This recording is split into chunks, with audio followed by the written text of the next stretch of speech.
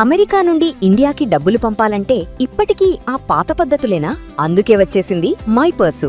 Download now. ఇది ఏ యుగం, Gen Z శకం. సో ఈ దశలో మనం ఏం చేయాలి, మన కెరీర్ ఎటువైపు వెళ్తుంది, మరీ ముఖ్యంగా ఏఐ వస్తే ఉద్యోగాలే పోతాయనేటువంటి భయం ప్రతి ఒక్కరిలో నెలకొని ఉంటుంది.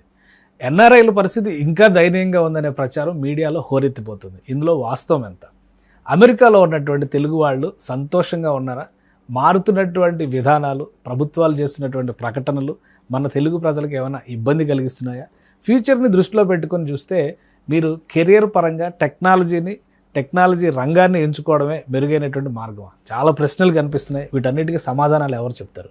ఆ సమాధానాలు చెప్పేటువంటి ఒక ఎన్ఆర్ఐని ఇప్పుడు మన స్టూడియోకి ఇన్వైట్ చేశాను. ఎన్ఆర్ఐగా 25 ఏళ్లుగా అమెరికాలోనే ఉంటూ అక్కడి ప్రజల జీవన విధానంలో భాగస్వామి అయినటువంటి వ్యక్తి రంజిత్ గారు. నమస్తే. నమస్తే కేశవ్ గారు. సార్, ఇప్పుడున్న పరిస్థితుల్లో 2 భయాలు.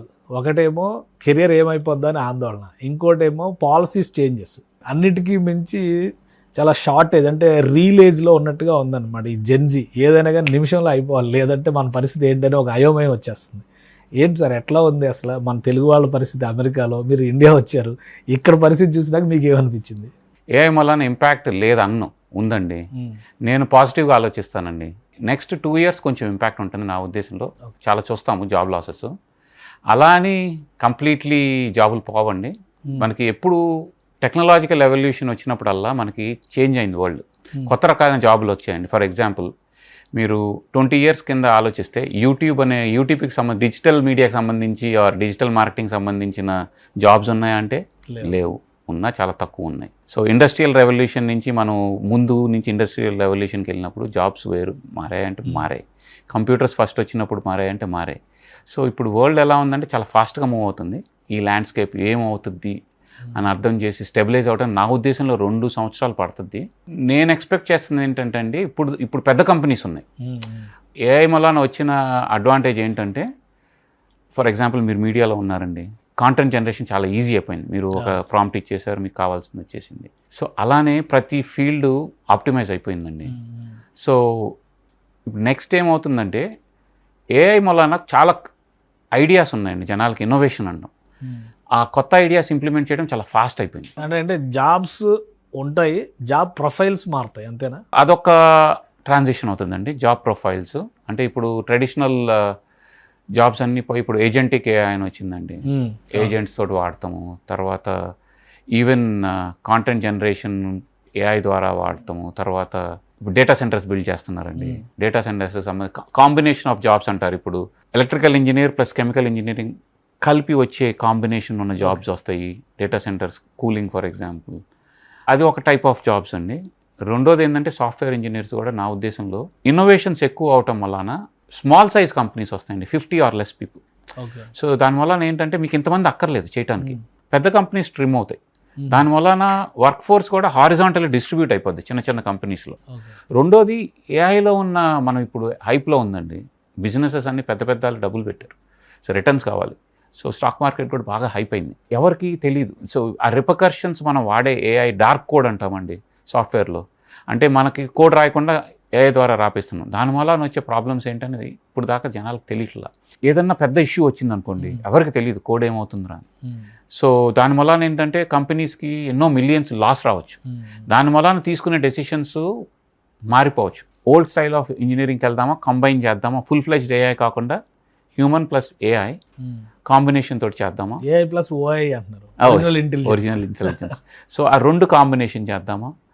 సో ఆ ట్రాన్సిషన్ ఫేస్ మనకి తెలుస్తుందండి నెక్స్ట్ 2 yearsలో. ప్లస్ ఇన్నోవేషన్స్ బాగా ఎక్కువ అవుతాయి, కొత్త రకాల జాబ్స్ వస్తాయి. నేను వచ్చినట్టు ఈ కాంబినేషన్స్ వల్ల ఏమవుతుందంటే వర్క్ ఫోర్స్ అబ్జర్వ్ అయిపోద్దండి. అంత భయపడాల్సిన అవసరం అక్కర్లేదు. మీరేంటి సార్, మీరు ఎట్లా అమెరికాలో ఇప్పుడు ఎన్నాళ్ళు అయింది వెళ్ళి, ఏం చేస్తున్నారు? నేను వెళ్ళి 27 years అయిందండి. 99లో వెళ్ళాను ఎంఎస్ చేయడానికి. Y2Kలో వెళ్ళారు? Y2K. సో ఆ తర్వాత నేను అక్కడే ఉన్నానండి. నేను ప్రస్తుతం డెల్లో చేస్తానండి. I work as a senior architect అంటే మొత్తం కోడింగ్ మీద మీది? కోడింగ్ చేశాను, డిజైను, ప్రాజెక్ట్ ఓనర్షిప్, రకరకాల రోల్స్ ఉంటాయి. సో అన్ని లెవెల్స్లో చేశాను. నా స్పెషాలిటీ సైబర్ సెక్యూరిటీ అండి, సెక్యూరిటీ స్పేస్లో. అంటే మీరు వెళ్ళేటప్పుడు నేను అమెరికా వెళ్ళాలి, సాఫ్ట్వేర్ రంగంలోకి వెళ్ళాలి, లేదా ఒక మంచి ఐటీ కంపెనీలో పనిచేయాలి, ఇలా లక్ష్యంతోనే వెళ్ళారా? లేదండి, అసలు నా కెరియర్ అసలు ఊహించలేదు, మీరు నమ్మరు. ఎక్కడి నుంచి మొదలైంది అసలు మీ కెరియర్? నేను చెప్తాను, నేను చదివింది స్కూలింగ్ డెహ్రాడూన్లో అండి. 8th నుంచి 12th దాకా మిలిటరీ కాలేజ్లో చదివాను. బేస్ ఎక్కడ సార్ మీది? మాది విజయవాడ అండి. విజయవాడ నుంచి డెహ్రాడూన్ వెళ్ళి చదివారు? డెహ్రాడూన్లో. సార్ ఏ ఇయర్? అది 1990 అండి. సో 8th క్లాస్లో ఎగ్జామ్ రాస్తాము, Rashtriya Indian military college in RIMC. అంటే మిలిటరీలోకి వెళ్ళాలని ఏమన్నా ఆలోచన? ఓహో. సో ఎగ్జామ్ రాస్తే వాళ్ళు ఫస్ట్ ఓన్లీ 20 కిడ్స్ని తీసుకుంటారండి ఎంట్రన్స్లో. ఆల్ ఇండియా మొత్తంలో 20. ఇప్పుడు కూడా అంతేనా? ఇప్పుడు కొంచెం స్ట్రెంత్ పెంచినట్టున్నారు. ఆ టైంలో 20 అండి. 20 అంటే స్టేట్ కోటా కూడా లేదు. First 20 merit list. Okay. First 20 ఆ టైంలో అప్పుడు జాయిన్ అయ్యానండి. తర్వాత NDAకి వెళ్ళా, national defence academy. So air ఫోర్స్లో జాయిన్ అవుదాం అనుకున్నా, ఫైటర్ పైలట్ అనే ఒకే ఒక ప్రొఫెషన్, ఇంకేమీ ఆలోచించాల, అదా ఇంకేమీ లేదని. సో అది కాకుండా మీరు ఇంకా అన్ని చేసినట్టున్నారు. ఒక ఫైటర్ పైలట్ తప్పితే ఇంకేం అవ్వకూడదు అనుకున్నాను. కానీ చిన్న ఐ ప్రాబ్లం వచ్చి వాళ్ళు సర్టన్ యాంగిల్లో ఇష్యూ ఉంది, ఫైటర్స్ ఫ్లై చేయలేవు అన్నారు. సో 8 months తర్వాత NDA వదిలేసి ఆర్మీలో జాయిన్ అవ్వాలి. ఒక విధంగా ఒక లైఫ్ అంబిషన్ అనుకుని ఉంటారు కదా, లైఫ్ అంబిషన్. టైంలో మరి మీ కన్ను సమస్య అనేది అంటే విజిబుల్ గా మీకు తెలిసిందా లేదా? ఓన్లీ తెలియదండి. It's normal, I have normal I set. వాళ్ళు ఒక్క ఐ టెస్టే 10 days చేస్తారండి, అంత స్ట్రిక్ట్ ఉంటుంది ఎయిర్ ఫోర్స్ సెలెక్షన్. ఒక ఐ టెస్టే కాదండి, మన స్పైన్ లెంత్, మన లెగ్ లెంత్, మనకి ఏ ఎయిర్ క్రాఫ్ట్ పనిచేస్తే అప్పుడే డిటర్మిన్ చేస్తారు. ఎందుకంటే ఒక ఎయిర్ క్రాఫ్ట్ ఇవ్వాలంటే 100 కోట్లతో సమస్య కదండి, they cannot take a chance. So ఒక యాంగిల్లో ఇష్యూ ఉంది, పర్ఫెక్ట్ విజన్ లేదని అప్పుడు రిజెక్ట్ చేశారు, ఆర్మీలో జాయిన్ అవ్వమన్నారు. ఏ ఇయర్ సార్ ఇది? 1995 అండి. అంటే అప్పుడు కూడా అంత రిస్ట్రిక్టెడ్ ఇది ఉండేదా ట్రైనింగ్లో కానీ సెలక్షన్లో కానీ? The best and Indian army arm forces are the best. Western కంటే మనకి ఎక్విప్మెంట్ ఇదని తప్పితే the quality of arm forces officers కానీ, ద ట్రైనింగ్ కానీ, ద ఫెసిలిటీస్ కానీ compared to the best in the world. I've seen, మీరు చూడండి 1998 అప్పుడు కార్గిల్ జరిగినప్పుడు కానీ, సింధూర్లో కానీ ఆఫీసర్స్ ముందున్నారండి, జవాన్స్ కంటే ముందు, టు టేక్ ద బుల్లెట్స్. అంటే they let them from the front. You don't see anywhere in the world. వేరే దేశంలో ఎక్కడ కూడా ఇంత డేరింగ్గా కానీ, ఇంత ప్రొఫెషనల్గా కానీ ఉండరండి. Arm forces are really good. చాలా గ్రేట్ అండి. వీ హ్యావ్ టు ఇండియన్ ఆర్మీకి ఒక సెల్యూట్ చెప్పాలి. సెల్యూట్ అండి. They are the best in the world. నా ఫ్రెండ్స్ అంతా కూడా they are serving brigadiers and ఇప్పుడు ఉన్నారండి. They service, they are serving, they are very good. Excellent. Our arm forces are excellent. మీకేమనిపించింది సార్ మరి air force లోకి వెళ్ళాలనే? ఇప్పటికీ బాధేస్తుందండి, దేశానికి చేయలేదే, ఇప్పటికీ పీకేస్తూ ఉంటుంది మనసులో, చేయలేకపోయాను ప్రొఫెషన్లో. మీ కళ్ళలో కనిపిస్తుంది ఆ ఫీల్ ఇప్పుడు కూడా, ఇన్ని సంవత్సరాల తర్వాత గుర్తు చేస్తే 30 years తర్వాత కూడా మీ కళ్ళలో ఆ ఫీల్, ఆ బాధ కనిపిస్తుంది. బాధ ఉంటుందండి, ఎందుకంటే wanted to do something for the country, I could do. బాధ, it's okay, you have to move on, but it still happen, I still feel it. So అంటే 95లో మరి ఎయిర్ ఫోర్స్ వద్దనుకున్నప్పుడు NDAని వదిలేసారా, ఆర్మీ వైపు ఏమన్నా అడుగులేసారా? లేదండి, NDA వదిలేశాను. NDAకి ట్రైనింగ్ కూడా వాళ్ళు ఖర్చు పెట్టిన దానికి ఎదురు కట్టి మరి I came out, because I don't want to continue there, because I wanted to be only in air force. So తర్వాత వచ్చి ఇంజనీరింగ్ చేశానండి విజయవాడలోని కోనే లక్ష్మి కాలేజ్లో. తర్వాత అమెరికా వెళ్ళానండి. చాలా గ్యాప్ ఉంది కదా, మీరు మళ్ళీ కంప్యూటర్ సైన్స్లో ఆ సబ్జెక్ట్స్ని కానీ వాటిని ఎలా కోపప్ చేయగలిగారు? ఫస్ట్ ఇయర్ బాగా కష్టపడాల్సి వచ్చిందండి, ఒక ఛాలెంజ్గా తీసుకున్నా. మా నాన్నగారు అయితే బాగా, he's a very big patriot. అంటే ఆయన ఉద్దేశం రైట్, నేను ఎట్లా కోపప్ అవుతాను, ఆయన తండ్రిగా ఆయన వరీ అయ్యారు. సో ఆయనకి ఛాలెంజ్గా తీసుకొని, మీ ఫాదర్ కూడా సీనియర్ జర్నలిస్ట్ అంకబాబు గారు అండి. So I work really hard. I think he was very happy. So America వెళ్ళిన తర్వాత ప్రస్థానం? అమెరికా 99 వెళ్ళానండి, MS చేశాను. MSలో కూడా కంప్యూటర్ సైన్స్ చేశాను. మంచి ప్రొఫెసర్స్ కింద బాగా నేర్చుకున్నానండి, సబ్జెక్టు బాగా ఇంట్రెస్ట్ వచ్చింది. ఆ తర్వాత ఫస్ట్ నేను సైబేస్ అన్న కంపెనీలో చేశానండి. అక్కడ కూడా కష్టాలు, అంటే 2 years ఫస్ట్ ఇంటర్న్గా చేశాను. నాకు కరెక్ట్గా ఫుల్ టైం ఇచ్చే టైంకి నేను 1 month ఇండియా వచ్చానండి. ఆ టైంలో అక్కడ మళ్ళీ రెసెషన్ వచ్చింది. సో ఆ టైంలో నాకు ఫుల్ టైం ఇవ్వలేకపోయారు, నాతో జాయిన్ అయ్యాలని అందరూ ఫుల్ టైం వచ్చింది. సో ఫుల్ టైం ఇవ్వలేకపోయేసరికి ఇంటర్న్గా ఇంకొక 1 year చేశాను. సో ఆ తర్వాత వాళ్ళు ఫుల్ టైం క్రియేట్ చేయలేకపోయారు. కానీ నేను చేసిన వర్క్ నచ్చి నా ఫైనల్లో వేరే కంపెనీలో నన్ను రికమెండ్ చేశారు. సో ఆ వేరే కంపెనీలో జాయిన్ అయ్యి అక్కడ H1 వీసా వచ్చి అక్కడి నుంచి జర్నీ స్టార్ట్ అయిందండి, స్టెబిలైజ్ అయింది. సో స్ట్రగుల్ అయ్యాను ఇనిషియలీ. మనకు స్ట్రగుల్ అనేది ఇంపార్టెంట్ కదండి లైఫ్లో. మనకి వచ్చే ఎక్స్పీరియన్స్, లైఫ్లో maturity comes with hardships and struggle in my opinion. So అక్కడి నుంచి అక్కడే ఉన్నానండి. సాఫ్ట్వేర్ ఇంజనీర్గా చేశాను, ఆర్కిటెక్ట్గా చేశాను. డెల్లోనే అప్పటి నుంచి చేస్తున్నారా? లేదండి, ఆ కంపెనీ నుంచి డెల్లోకి వచ్చాను. 2005లో ఈఎంసీ స్క్వేర్ అండి, ఈఎంసీ స్క్వేర్లో జాయిన్ అయ్యాను. 2008లో ఆర్కల్లో చేశానండి, మళ్ళీ ఈఎంసీ స్క్వేర్కి వచ్చేసాను. ఎందుకంటే మళ్ళీ వెనక్కి వచ్చింది ఏంటంటే ఈ కంపెనీ నాకు ఇంటికి దగ్గర. సో పిల్లలు, చిన్నపిల్లలు పెరిగే ఏజ్లో అవసరమా వాళ్ళ దగ్గర ఉండటం more important, spend time more, quality time with them more important అని అనిపించి I said even though I made lesser money I came back. So అదొక రీజను. తర్వాత 2016లో ఈఎంసీ స్క్వేర్ని డెల్ అక్వైర్ చేశారు. సో అప్పటి నుంచి నేను ఇక్కడే ఉన్నానండి. సో ఎలా ఉంది సార్ ఇప్పుడు, ఎలా ఉంది అమెరికాలో? చాలా రకాల భయాలు, ఆందోళనలు, అసలు అమెరికా డ్రీమ్ అనేది చల్లా చెదరైపోయింది, ఇక ఆలోచించొద్దు అనే ప్రచారం ఎక్కువ జరుగుతుంది. At the end of the day అండి, everything comes down to economics. మీకు ట్రంప్ చేసేదైనా పాలిటిక్స్ అయి ఉండొచ్చు, but at the end of the day economics matter అండి. ఆయన ఎందుకు ఎలక్ట్ అయ్యారు? బైడెన్ గారి తర్వాత inflation, people are struggling economically. So similarly ఆయన ఎందుకు ఇన్ని రిస్ట్రిక్షన్స్ తెస్తున్నాడు? Obviously one politics, domestic politics, second economics. అక్కడ వాళ్ళకి జాబ్స్ లేవు, ప్రిజర్వ్ చేద్దామని జాబ్స్. సో మన వాళ్ళు ఇక్కడి నుంచి అక్కడికి ఎందుకు వెళ్ళారు? Again economics, to study and make some money and support there families. అంటే స్ట్రగుల్ అవుతున్నారండి జాబ్స్ వలన. ఇప్పుడు ఏమైందంటే ఇమిగ్రేషన్ రిస్ట్రిక్షన్స్ ఎక్కువ అయ్యాయి, తర్వాత ఏఐ వలన వచ్చే జాబ్ లాసెస్ వలన ప్రాబ్లమ్స్ వస్తున్నాయి. ప్లస్ మూడో పాయింట్ ఏంటంటే మన పిల్లలు కూడా 90sలో మాలాగా వెళ్ళిన వాళ్ళ పిల్లలందరూ పెద్దవాళ్ళు అయిపోయారు, వాళ్ళు కూడా జాబ్స్ చూసుకున్నారు. సో వాళ్ళు కూడా టెక్నికల్లీ వెరీ గుడ్, మన ఫీల్డ్స్లోనే ఉంటున్నారు. సో విచ్ మీన్స్ దట్ వాళ్ళు అమెరికన్ సిటిజన్స్ అయ్యేసరికి వాళ్ళకి ఫస్ట్ ప్రిఫరెన్స్ వస్తుంది మన వాళ్ళకన్నా. సో మన వాళ్ళు పాపం ఇక్కడ కాంపిటీషన్ అవుతున్నారు మన పిల్లలు. సో ప్లస్ మన వాళ్ళు పాపం ఇక్కడి నుంచి వచ్చి లోన్స్ తీసుకొని వచ్చారు, ఎంఎస్ చేశారు, వాళ్ళకి దీని వలన వాళ్ళు పాపం బాగా స్ట్రగుల్ అవుతున్నారు. I hope things will settle down in 2 years. There will lot more requirement. So వాళ్ళు కూడా రెజల్యూషన్ పాస్ చేయాలంటే government they need to see for their benefit, is there lot of requirement for them. అప్పుడు open చేస్తారు. 2 ఏళ్ళ తర్వాత కూడా government మారుతుంది, may see some more changes అండి. సో ఎలా ఉంది అసలు మీరు వెళ్ళేటప్పుడు ఇండియా ఎలా ఉంది, ఇప్పుడు ఎలా ఉంది ఇండియా? ఇప్పుడు ఇండియాలో చాలా ఆపర్చునిటీస్ వస్తున్నాయి. ఎగ్జాంపుల్ మనం ఏపీ గురించే మాట్లాడాలి. మీరు ఇందాక డేటా సెంటర్స్ అన్నారు, అక్కడ మొత్తం అసలు డేటా సెంటర్స్ ఎకో సిస్టమ్ వస్తుంది, సబ్సీ కేబుల్ అంటున్నారు, క్వాంటమ్ వ్యాలీ అంటున్నారు. ఈ టెక్నాలజీస్ ఏంటి, ఇవి నిలబడేవా, ప్రచారాన్ని చేస్తున్న ఆర్భాటాల? ఏఐ అన్నది, డేటా సెంటర్స్ అన్నది ఎస్ డెఫినెట్లీ అడ్వాంటేజ్ అండి. ఎందుకంటే ఒక పెద్ద ఇన్వెస్ట్మెంట్ వచ్చిందనుకోండి, we should just look at that investment. 5 billion వస్తే చుట్టుపక్కల చాలా యాన్సిలరీ యూనిట్స్ వస్తాయి, దానికి సపోర్టింగ్ ఇండస్ట్రీస్ వస్తాయి. Not like for example data సెంటర్స్కి ఏం కావాలి, వైరింగ్ కావాలి, కన్స్ట్రక్షన్ మెటీరియల్స్ కావాలి, రకరకాల అవసరాలు ఉంటాయండి. సో దాని వలన ఎక్కువ ఇండస్ట్రీస్ వస్తాయి దానికి సపోర్టింగ్. నాట్ ఓన్లీ దాట్, అక్కడ పనిచేసే వాళ్ళకి ఫుడ్ కావాలి, హౌసింగ్ కావాలి, ఈ కొత్త ఇండస్ట్రీస్ వచ్చిన అన్నిటికీ మళ్ళీ కావాలి, చుట్టుపక్కల షాపింగ్ కావాలి, ఫుడ్ కావాలి అన్ని. దాని వలన ఎకానమీ డెవలప్ అయిపోద్ది, ఓవరాల్ డెవలప్మెంట్ ఆటోమేటిక్గా ఆర్గానిక్గా గ్రో అయిపోద్ది. సో క్వాంటమ్ కంప్యూటింగ్ వల్ల వస్తున్న అడ్వాంటేజ్ అంటే it's very fast. So qubits అంటాం.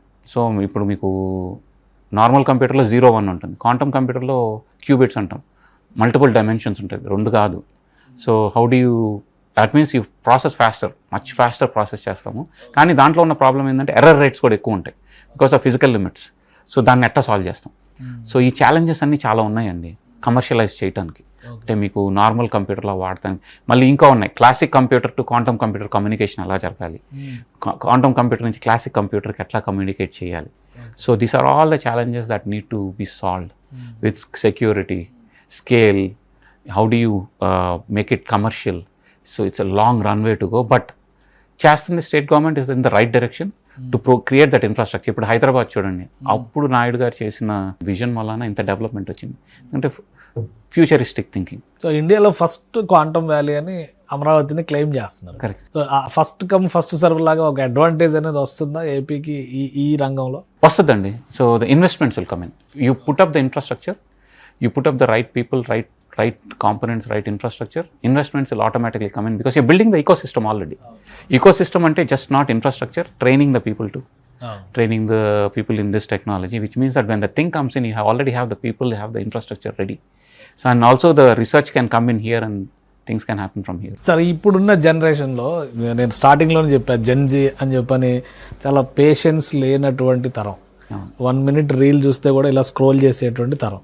సో వీళ్ళ బిహేవియర్ కానీ ఇప్పుడున్న ఫ్యూచర్ ఛాలెంజెస్ని దృష్టిలో పెట్టుకొని చూస్తే మన యంగర్ జనరేషన్స్ ఎలా ఉన్నారు, వాళ్ళకి వచ్చే ఆపర్చునిటీస్ ఎలా ఉంటాయి, సో ఏం చెప్తారు మీరు? దట్స్ అ బిగ్ ప్రాబ్లం అండి. ఎందుకంటే ఇప్పుడు డోపమీన్ ఎఫెక్ట్ అంటాం. వీళ్ళు టిక్టాక్లు, ఇన్స్టాగ్రామ్లు, యూట్యూబ్లో చూసేసరికి దాని వలన చాలా ఇంపాక్ట్ అవుతుందండి.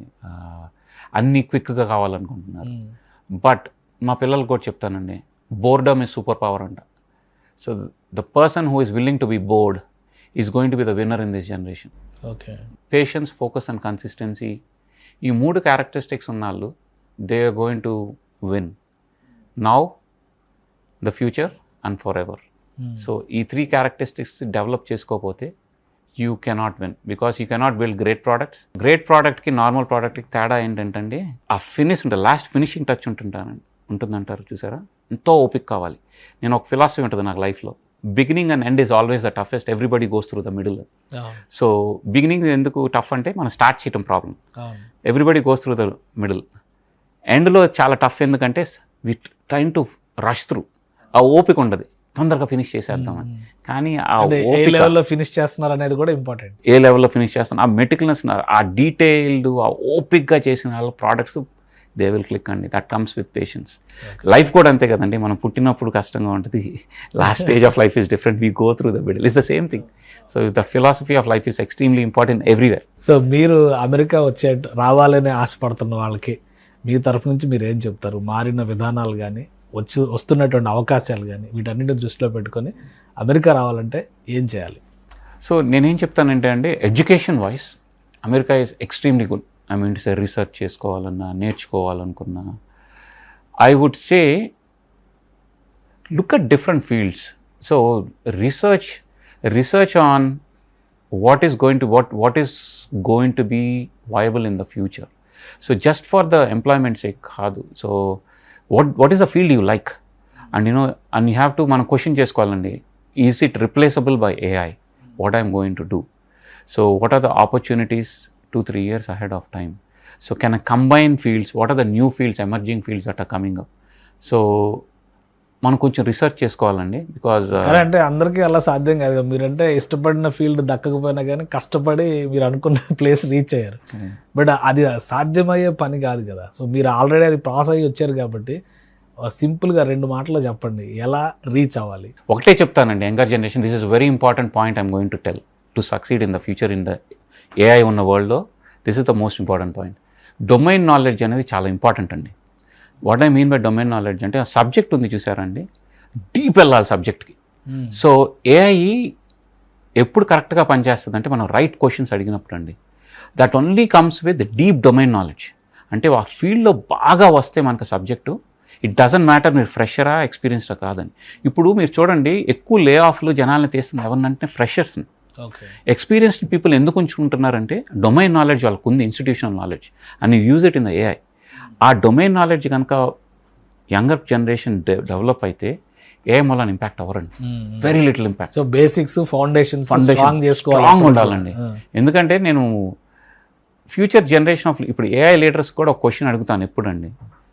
ఇప్పుడు మీకు పిరమిడ్ ఉంటుందండి ఆర్గనైజేషన్లో, younger people, middle people, experienced people. ఇప్పుడు మీరు ఈ 2 లేయర్ల మీద కాన్సన్ట్రేట్ చేస్తే, యంగ్ పీపుల్ని తీసుకోకపోతే, వీళ్ళందరూ రిటైర్ అయిపోతే వీళ్ళ పరిస్థితి ఏంటి? ఎవరు మెయింటైన్ చేస్తారు ఈ సిస్టమ్స్? వాళ్ళకి అసలు ఎక్స్పీరియన్స్ ఎలా ఎగ్జాక్ట్లీ వస్తుంది? సో ఆ ఇన్స్టిట్యూషన్ నాలెడ్జ్ ఎలా వస్తుంది? That's a big challenge for the leaders too. So ఈ యంగర్ జనరేషన్గా బాగా నేర్చుకుంటే big advantage. So learning is very important. Deep knowledge in field is very extremely important. They will succeed if they do that. Right. Thank you Ranjith garu, మొత్తం మీ జర్నీని విశ్లేషించినందుకు, అలాగే future జనరేషన్స్కి మంచి guidance ఇచ్చినందుకు thank you very much. Welcome. ఇది రంజిత్ గారు ఎన్నో కష్టాలు పడి తను ఇష్టపడినటువంటి ఉద్యోగం రాకపోయినా, ఉద్యోగం కూడా కాదు, దేశ సేవ కోసం తలచినటువంటి ఒక సంకల్పం, అది రాకపోయినా కానీ కష్టపడి మళ్ళీ కంప్యూటర్ సైన్స్ చదువుకుని ఆయన ఎమర్జ్ అయినటువంటి విధానం, దాదాపు 27 ఏళ్లుగా అమెరికాలో సాగిస్తున్నటువంటి ప్రస్థానం. ఇప్పుడేదో ఓర్పు లేకుండా ఒక్క క్షణంలో నిమిషం రీల్ చూసినంత ఈజీగా కొట్టేద్దామంటే సాధ్యమయ్యేది కాదు. కాబట్టి రాబోయే రోజుల్లో ప్రతి ఒక్కరు కూడా కష్టపడాలి. బేసిక్స్, ఫౌండేషన్, డొమైన్ నాలెడ్జ్ ఉంటేనే జనరేషన్స్ బాగుపడేటువంటి అవకాశం ఉంటుందని సూచిస్తున్నారు. ఇది స్పెషల్ డిస్కషన్. Keep watching.